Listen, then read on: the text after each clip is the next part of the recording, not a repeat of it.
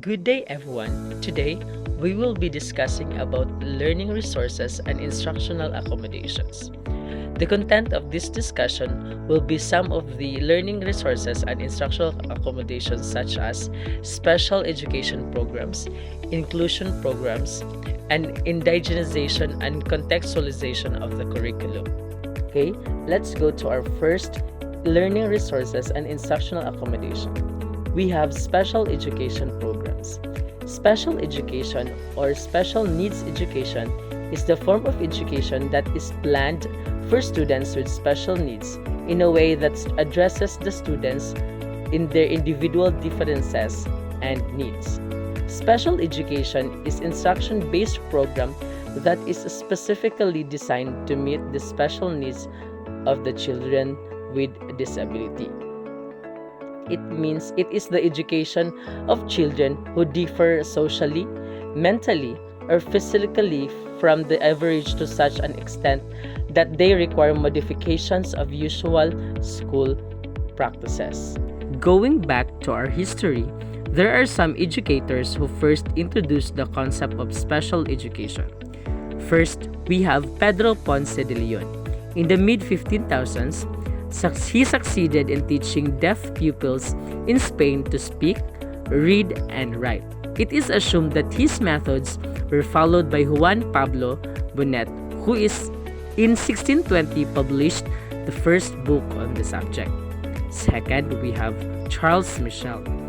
He changed the nature of communication for deaf and hard of hearing individuals by developing the natural sign language they used into a systematic and conventional language for more universal use. His work was developed by Roch Ambroise Cocorod, Abbe Sicard, and gave rise to the manual system or silent method of teaching people with hearing impairments. Last, we have Friedrich Moritz Hill, a leading educator of the deaf, developed his method in relation to the concept that education must relate to the here and now of the child, known as the natural method. Here are some of the special education programs and services. First, we have the Special Education Center. A special education center operates on the school within a school concept and serves as the base of special education programs within a school. The special education teacher functions include managing special and self-contained classes, mainstreaming, tutorial and mentoring, assessment, parent education, guidance and counseling, and advocacy programs. Additionally, they serve as teacher consultants to the regular school, assisting in planning and implementing strategies for the inclusion of special children in regular classes. We have a special class or self-contained class. A special class, also known as self-contained class, consists of students who have the same types of disability or exceptionality. The SPED teacher manages this class in a resource room. For example, a special class might consist of students with autism who receive specialized instruction and support from the SPED teacher in a designated resource room.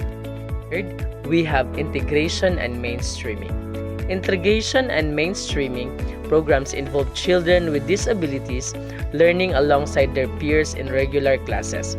There are two types of mainstreaming. First, we have partial mainstreaming. Partial mainstreaming involves children with moderate or severe disabilities participating in specific subjects like PE, home technology, music, and arts within regular classes, while full mainstreaming entails these children being enrolled in regular classes for all subjects. Function of SPED teacher in this program includes assisting regular teachers and providing tutorial lessons in the resource room. In the regular classroom, activities are adapted to accommodate diverse needs, such as allowing deaf students to work on visual projects, during discussions on environmental conservation, and using various prompts and cues to support learning, including visual, verbal and physical cues. Next, we have a special day school. A special day school caters to one of or more types of disabilities and is staffed by trained teachers. For example, the Southeast Asian Institute for Deaf or SED focuses specifically on providing education for individuals who are deaf. Last, we have a residential school. A residential school offers both special education and dormitory services for its students. It typically includes house parents, diagnostic services, guidance and counseling, recreation and social services. An example of a residential school is the Perkins Schools for the Blind, located in Massachusetts, USA. Okay, let's move on to our second learning resources and instructional accommodations. The inclusion program. Inclusion refers to the one placement option for special education students in public schools, often referred to as mainstreaming. Inclusive education programs aim to provide educational service for all students, including those with special needs within a regular education classroom. An example of school in Negros Oriental that practices inclusive education is the Foundation University Integrated School, or FIUS. FIUS is known for its inclusive approach where students with diverse needs, including those with special needs, are educated along their typically developing peers in regular classrooms. Okay, last in our list is the indigenization and contextualization of the curriculum. Indigenization of the curriculum involves incorporating indigenous knowledge and perspective into teaching practices, going beyond simply including indigenous scholars in the syllabus. On the other hand, contextualization entails adapting the content and concept of a course to better align with the students' backgrounds, which can enhance motivation, learning, and persistence. For example, in the history class, the curriculum could be indigenized by including perspective from indigenous communities about historical events rather than solely relying on mainstream narratives.